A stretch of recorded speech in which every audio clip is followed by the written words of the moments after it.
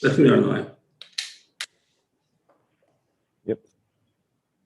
So since we are live, let me just send a couple messages.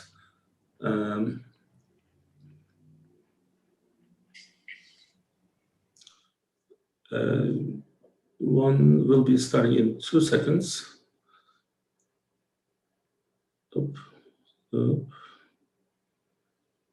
So at least I let people know so that they don't call me. Like last week, my brother-in-law was calling me. So you can tell that he's watching my events. Or not. So, okay, so one is send, and this is the second one.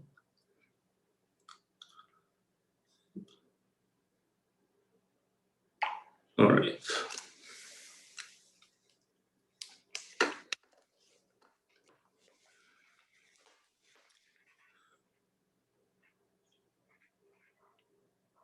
So, Tanner, we started, right?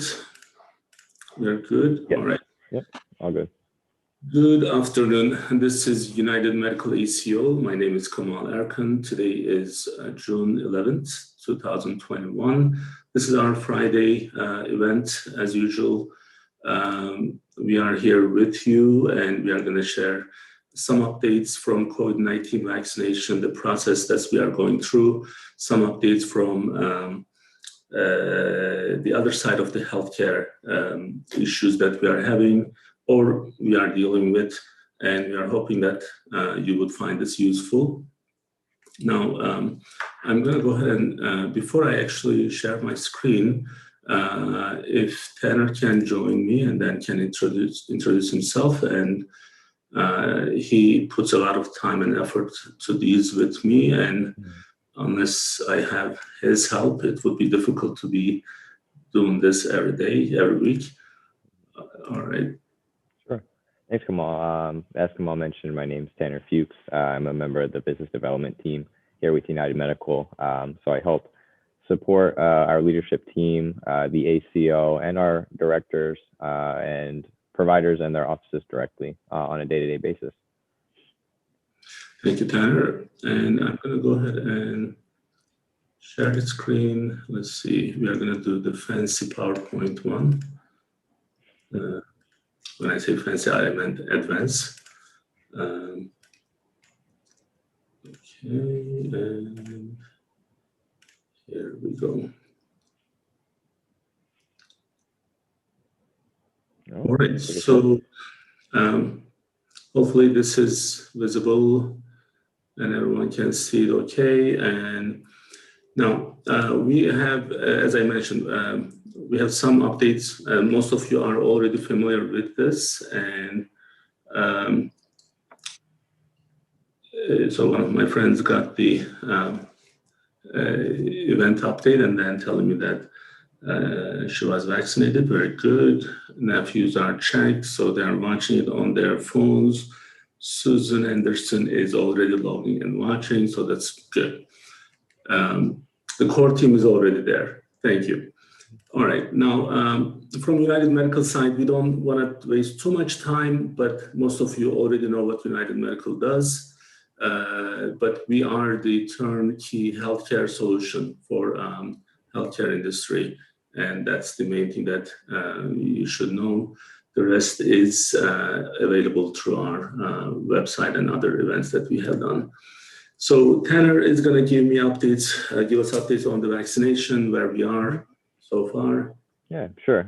So we want to start off with locally here in Delaware. We keep an eye on the % of the Delaware population that is vaccinated, and we have pushed over that 50% mark. It's what we're seeing up here in the top left. That green line is going to show us the percent. I'm going to just stop for a second, because on this one, the slideshow does not show the animations. Okay. Yeah, I thought that they were on this slide. I wasn't sure though.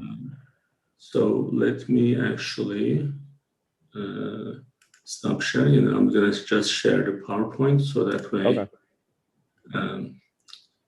we have some good animations today, right? So yeah, we have a lot in order. Yeah. So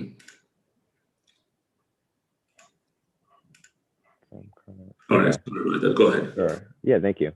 So just what we're seeing here again is keeping an eye on the percent of the population that's vaccinated here in the state of Delaware, and then how that is pushing down the daily case rate. So up top here, we see we are just almost to 52% of the state of Delaware, and that is continuing to knock down the 7-day average of cases. And we're seeing that reflected nationally as well, which we'll get to here in a second.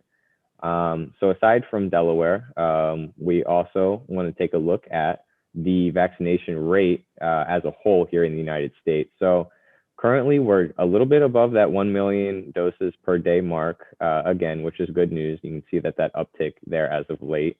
But you'll notice here that we are on pace with that rate to reach the 75% herd immunity in another 5 months. So that's what's important here, is another 5 months. You may remember that as we give these updates, like late in March, early April, we were seeing that down to about 3 months to reach 75% of the population covered. You might remember, though, that was anywhere in between the 3 to 4 million at its peak doses per day. So now what this is saying is, at our rate of just over 1 million, it is going to take another 5 months to get to that point. So where we initially were projecting to reach that 75% herd immunity mark here in late June, early July, middle of the summer, this is saying if we are to maintain this rate of just about 1 million or slightly under, we're kind of varying between right under 1 million to slightly over 1 million, this is going to take us another 5 months to still reach that 75% and get that additional 25% or so of population vaccinated. And that puts us right around the November Thanksgiving time. So I think that is important to note, as it does show the importance of a continued vaccination effort.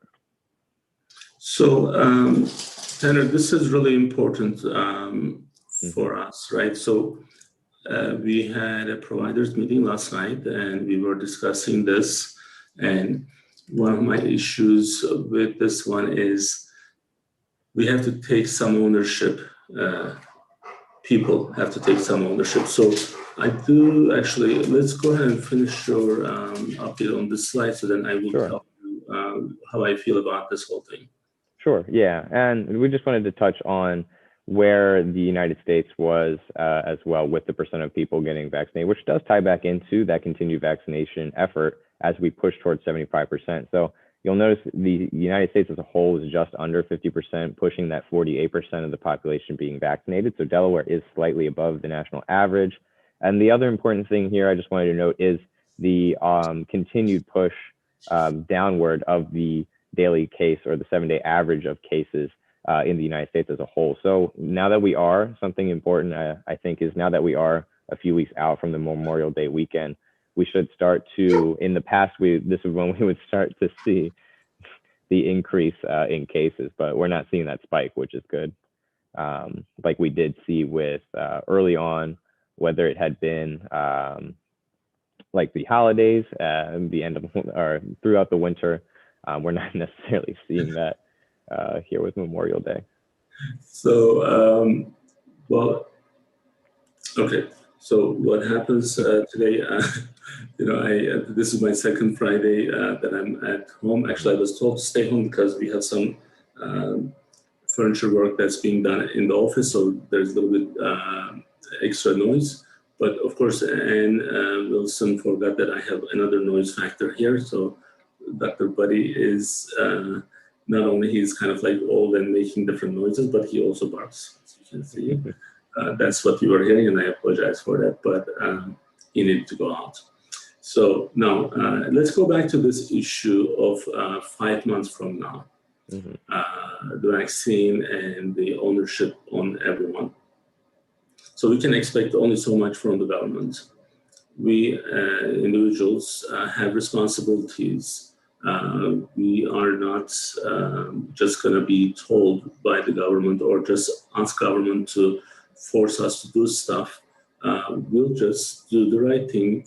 And if this is the right thing that you believe in, you need to go and get vaccinated. I'm not saying that everyone has to be or must be vaccinated. I understand if there are other people who definitely don't want to do the vaccine. But if there are no objection and if you are willing to do the vaccination, you don't want to be too late. Now, Tanner, you remember this is our second year with the COVID-19, and if you remember what we discussed, those times our meetings with our providers was daily. And one of the issues that we were talking about is summertime coming in, everyone is kind of relaxing a little bit more. Of course, this summer makes it less severe, so we don't actually have the same seasonal issues. And then people forget about the winter, and winter is coming, and we'll be back. So we want to be prepared. So 75%, if this is a good number for us, we want to be at the 75% level before it's too late. That still gives us that 25% who don't want to do vaccination. That's perfectly fine. We are not saying that. And I did early on, I was maybe a little bit harsh on people who didn't want to get vaccinated. I'll change my position a little bit, saying that there are enough people who can get us through this without having everyone. So if 75% is the right number, let's just go through with the 75%. But my concern is that timeline is being pushed further every time I have these updates. And hopefully our people are understanding what we are talking about. Agree. Yeah, I think that's a really good point. Like you mentioned, we saw last winter with the incredible spike of cases then in those cold winter months. So although there may be a lot of people who think that we are, as we're getting closer to 50 and plus percent, and we are seeing cases drop, that might just be a good enough excuse not to. But that 75% is certainly a mark that we want to reach for a reason. And it's going to be important over the next few months that we are able to accomplish that. Absolutely. All right. So now let's go back. We have some other updates. We wanted to get into some other updates, some things that we are seeing in the news, and start off with one related to the vaccines. And this in particular is about the Moderna request for emergency authorization from the FDA for that pediatric 12 to 17 population that we saw with Pfizer. So they formally did submit that request to the FDA yesterday on Thursday. So this is going to be expected to be our second vaccine for that population, which is going to be good in getting, of course, more and more shots into arms, more population of our population vaccinated against the virus. So as you may remember, Moderna was one of the first, or I believe the second, that was authorized for adult use back in December.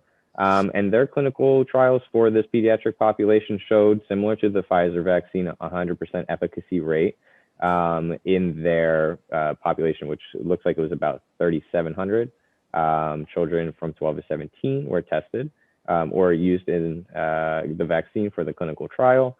And it seems the numbers are pretty similar to, if not exactly similar to, the Pfizer vaccine that is already approved. So we can expect this to be approved as well by the FDA. And more than likely being used here in the next month or so.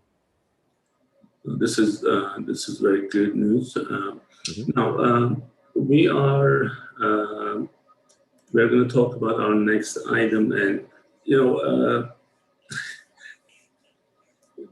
it's hard to believe probably when I say this, but I'm a little bit older than Tanner. So why I say this, because when you get older, when you are more mature, then you stop thinking about what other people think of what you do. However, I still give a heads up, or a little warning, so that you know what we are presenting, what we are about to present. We don't have any political motivation. It's all about healthcare. Now, and we are objective, and we'll discuss everything and everyone. We'll bring up every issue. That's not a problem. So, and sometimes we may actually contradict ourselves from one week to the next, because there may be something new coming up, and maybe we have some new information. So it's fine when we are maybe putting this in a different way. So what I'm about to say is, We want to actually just look into the Dr. Fauci situation. Now, if you are following these events, you probably heard me saying that I support Dr. Fauci a lot, and well, or like there was a time that I said, well, I'm actually questioning his position. Since then, so I was on both sides of Dr. Fauci. Now, since then, we had these emails actually went out. It was for March and April 2020. All the email correspondence that he had was shared with public. Now,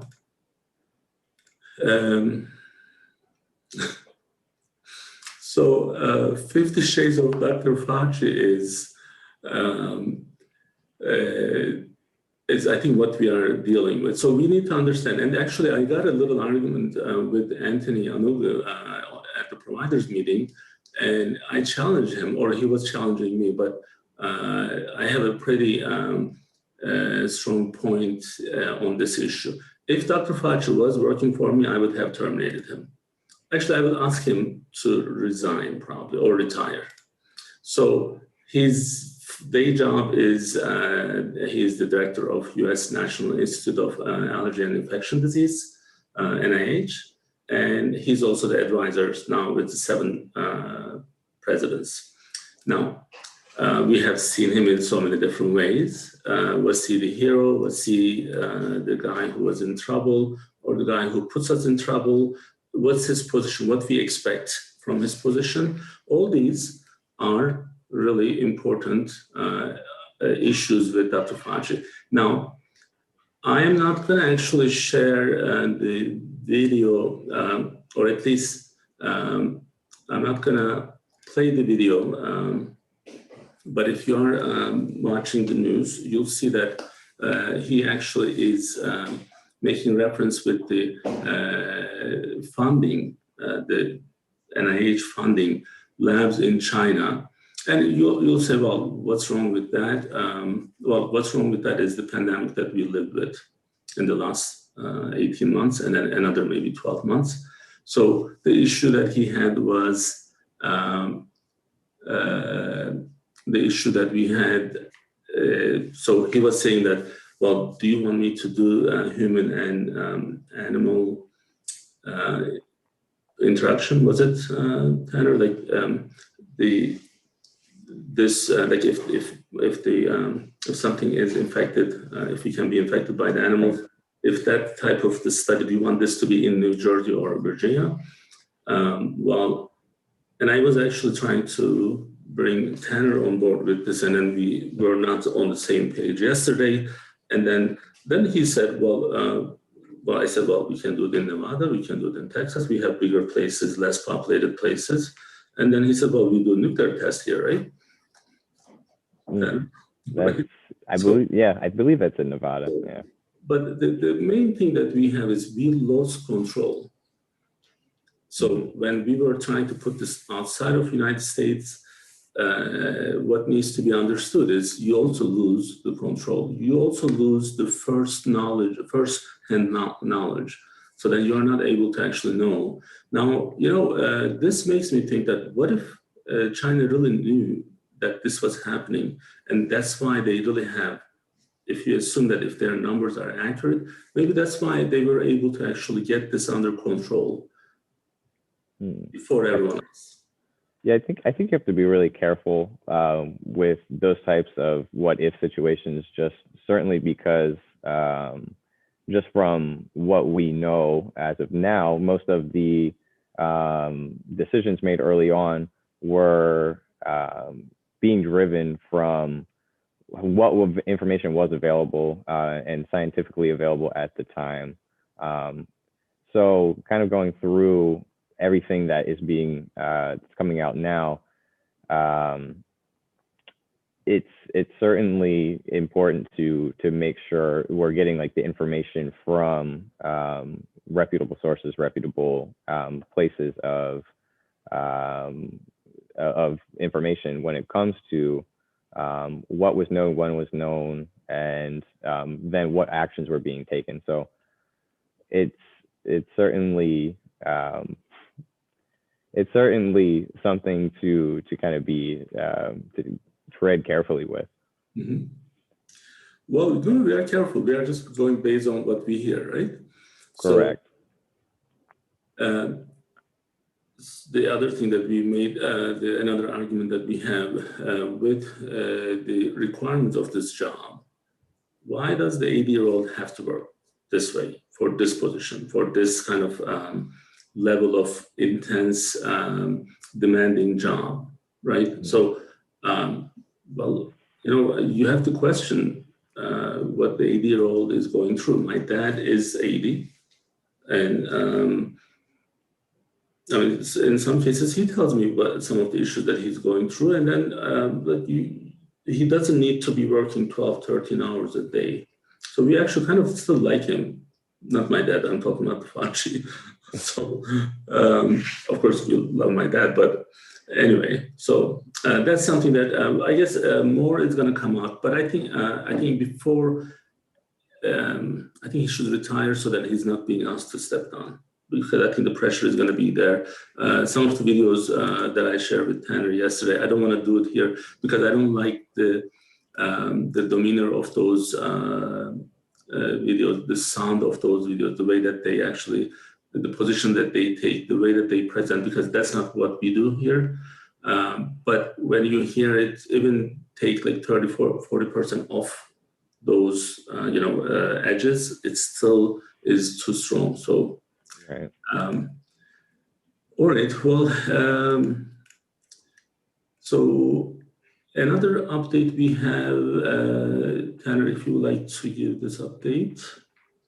Yeah, I wanted to include this as well, as it's a good follow-up from those who were able to see our last session together when we had CEO of YWCA Delaware, Stephanie Statz, on to kind of just talk about what YWCA Delaware is, what they do, what their goal and their mission are for the community, and kind of talk about how recently United Medical has, or not just recently, but how United Medical has been involved with helping them achieve their goal and their vision. So we have a call to action letter here, and this is just something we can do to show our support individually, as a group, and as a community for YWCA Delaware. And there are requesting or asking just that we send a letter of support to the Joint Finance Committee requesting that they receive their full funding. So this is something I think is important for us to be sharing, certainly as we have a good network and a good community that when they're able to come together can certainly accomplish something like this. So at our provider meeting last night, so we started with 38, and then we asked right. We asked them if they could actually just support us, and they did, and left the meeting with 50, but now the goal is 100. So hopefully everyone can support YWCA. YWCA is an amazing organization.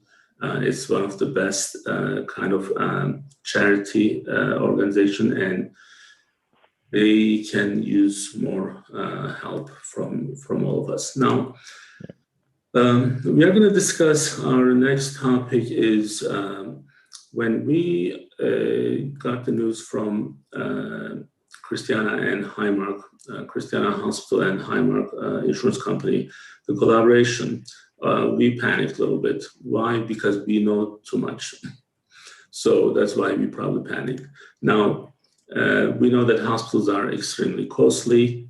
Large hospital systems are extremely powerful over insurance providers, and they can negotiate better deals by using their power.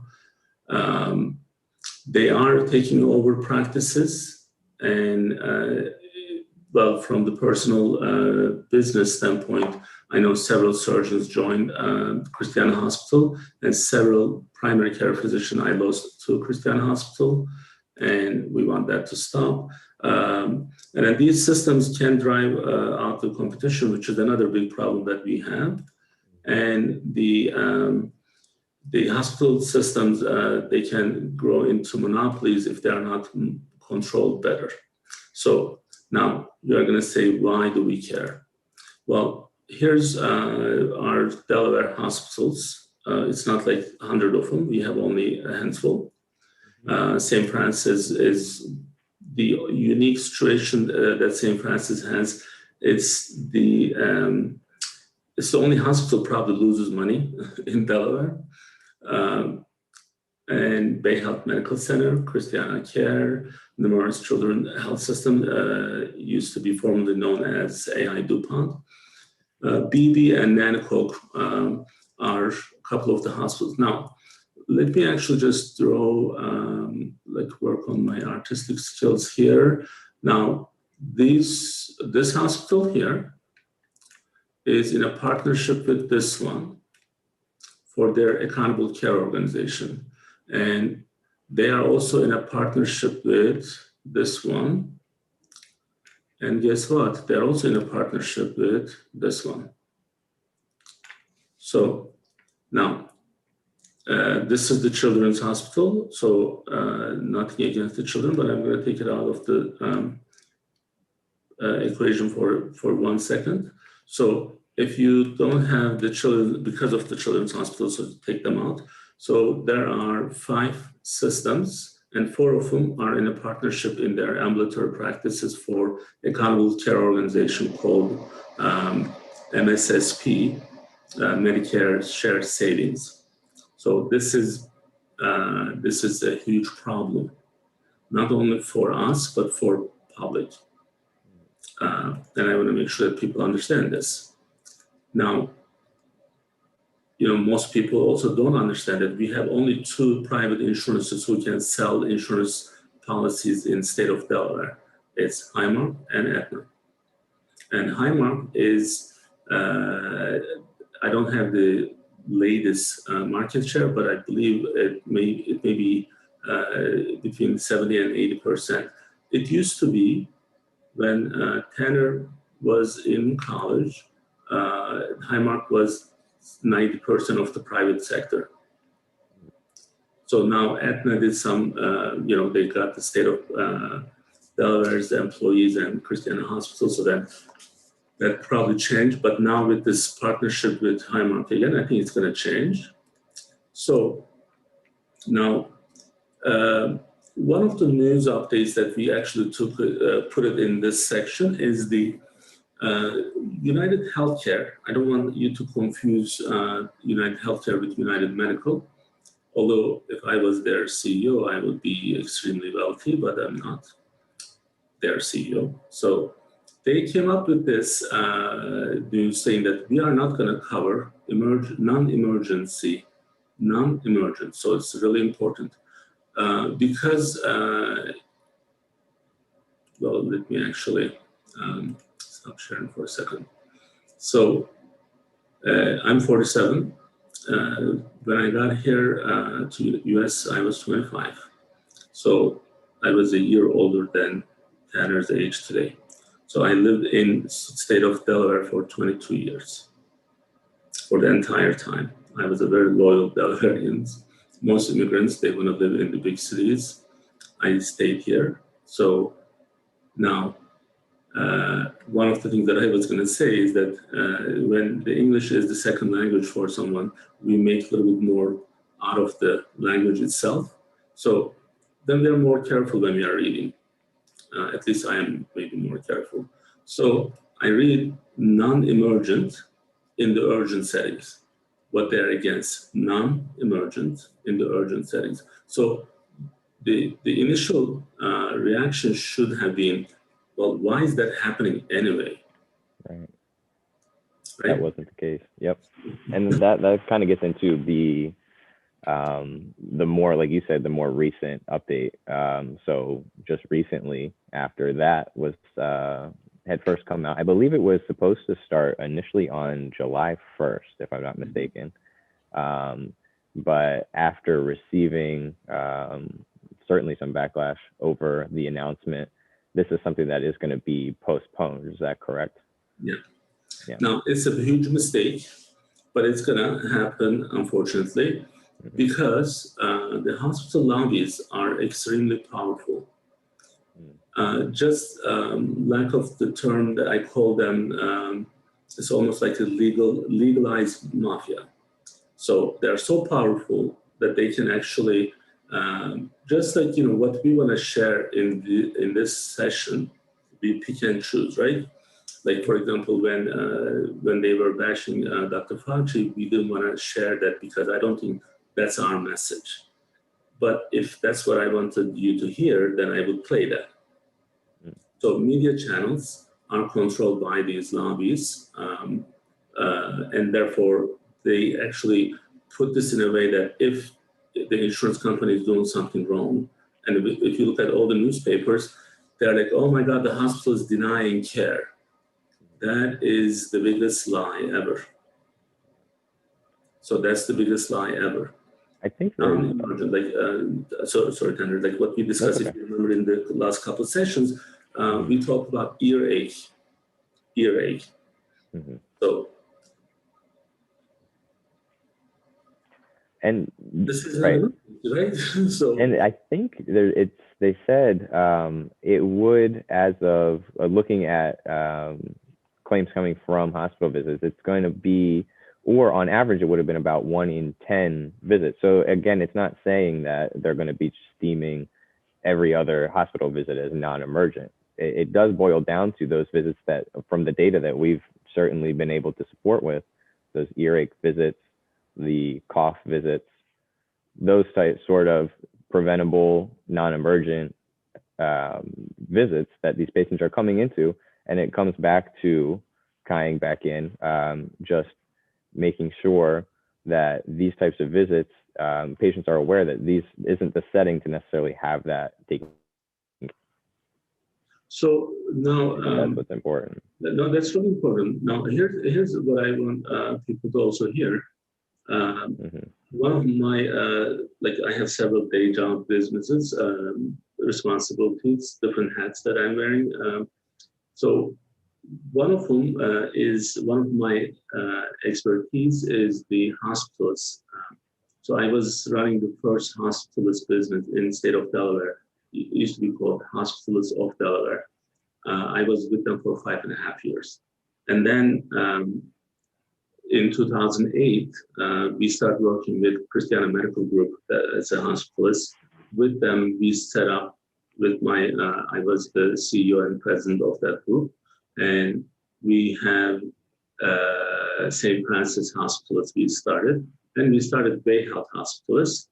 And then that was until 2011, 2012 timeframe. And then in 2011, we also started Surgeons for Emergency Care. It's, in a way, it's a surgical hospitalist. Now, why am I telling you what I did? Because it's relevant for this. So during the 6 years of Surgeons for Emergency Care, we work with all hospital systems.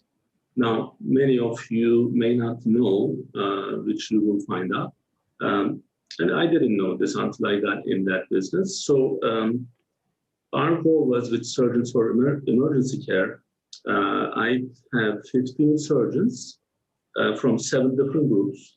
So Tanner, I don't know if I mentioned this too, but I started the book writing process, and Surgeons for Emergency Care is one of the first chapters. It's a little bit fresh in my mind. So, and it's so important for what we are discussing. So 7 different groups, 15 surgeons, we put them in one group for their on-call schedule. So I changed their on-call responsibility from on-call to on-site. Now imagine there were some doctors who were in their mid-60s, and they never have done the on-site since they were residents. Now they went back to the on-site because there was an economy of scale where you have 15 of them are doing the same thing. So all 7 groups are doing it at the same time. You can actually reduce the number of calls that everyone is doing, but then in return, you ask them to do this on site, which that's what we did. And it was working perfectly, but then what our goal was, we wanted to actually not wait. Cool. I'm sorry to interrupt. I think there might be some audio issues going on. Your mic all of a sudden got kind of, it sounds like the voice is vibrating. Okay, so let me turn it on and off.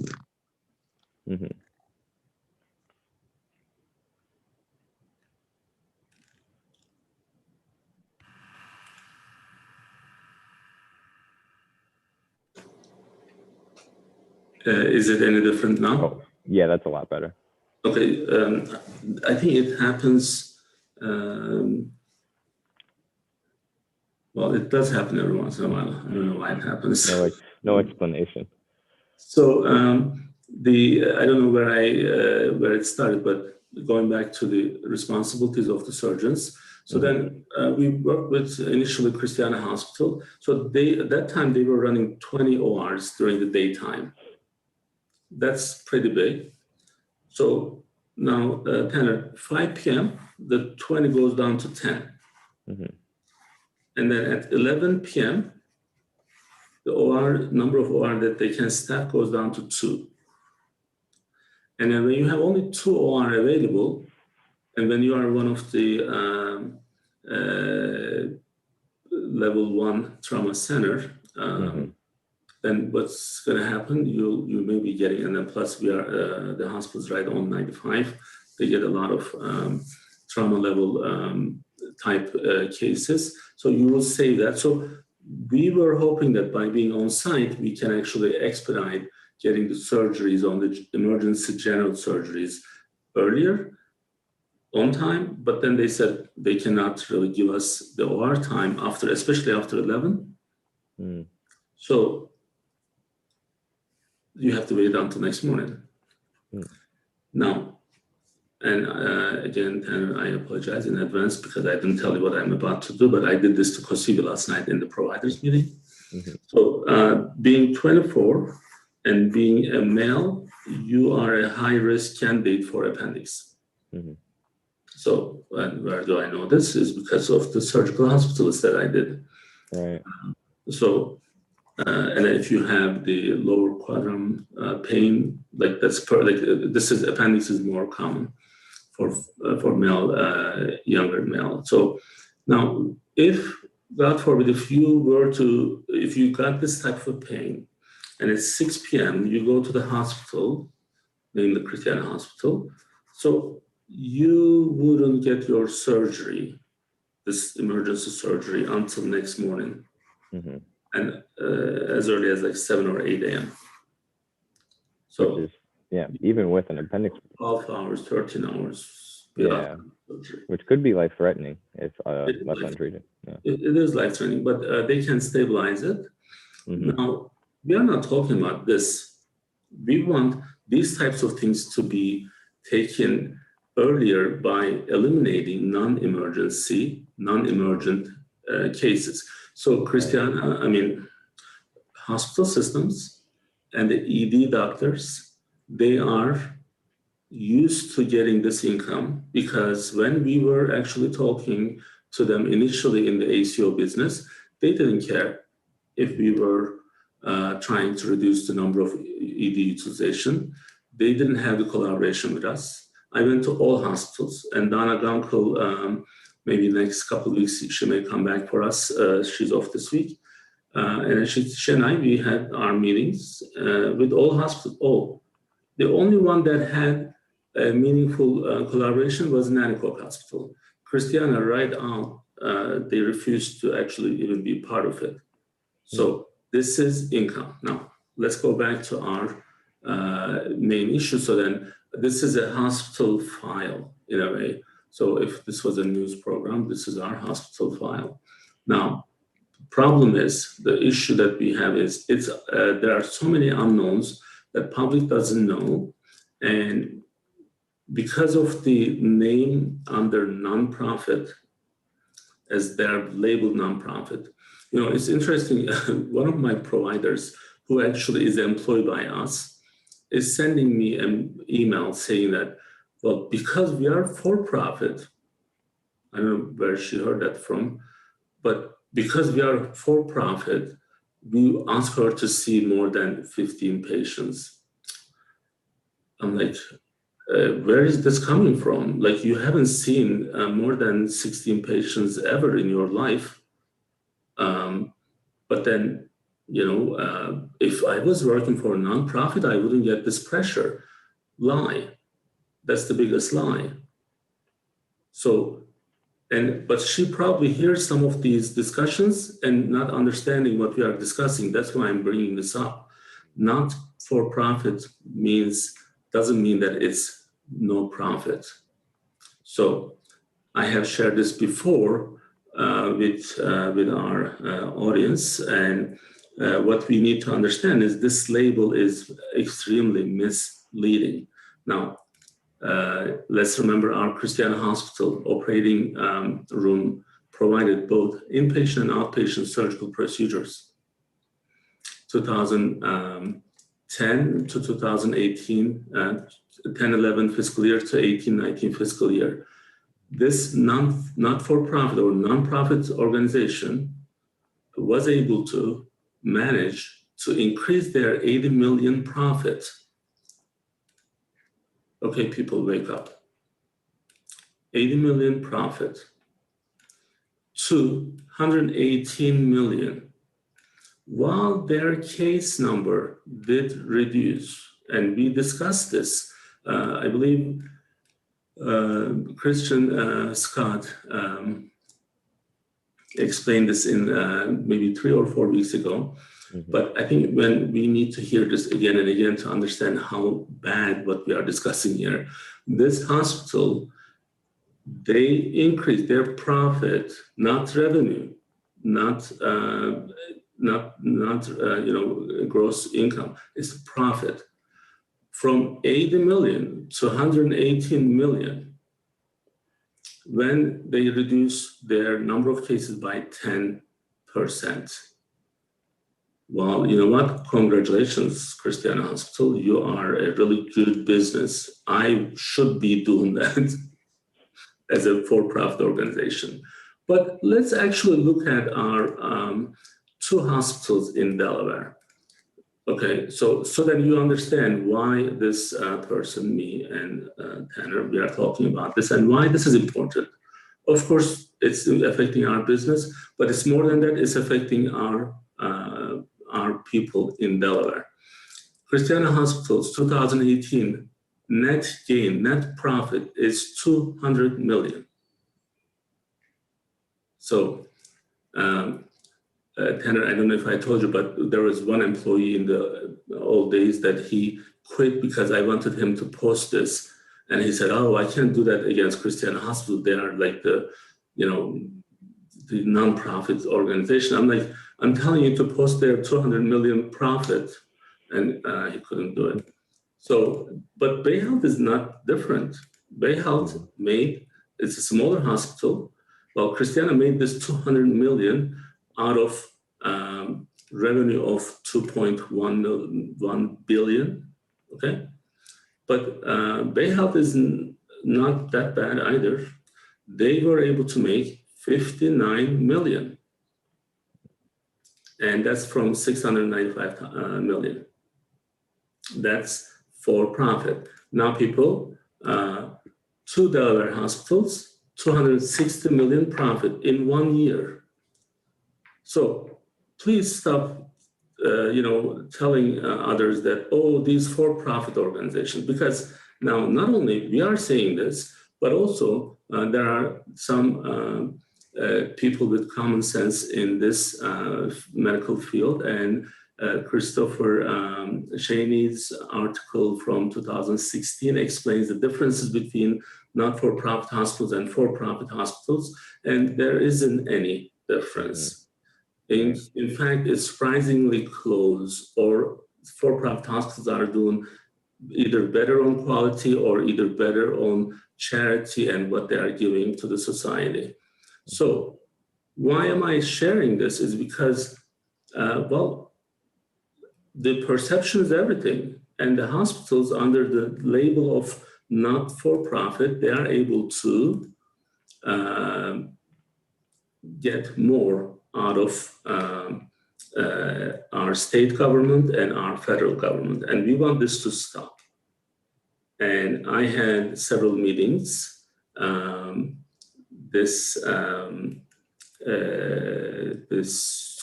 couple months. We met with our Congresswoman Lisa Blunt Rochester. We met our governor. I had a meeting with him last Tuesday night. I had a meeting with the Department of Justice. I had several meetings with Tanner from our sessions with Brian Townsend, David Bent, and we'll have more meetings coming up. We are going to keep this up and we are going to be loud because this is affecting everyone. There are some more stuff with this, but I think main point that we want to make is, which actually my article will come out and you can kind of read in more details. But there are two articles that came from a couple of these individuals. Let me actually just go back for a second. Unless we read, we won't learn. Knowledge is everything. Access is power. So, and that is, let me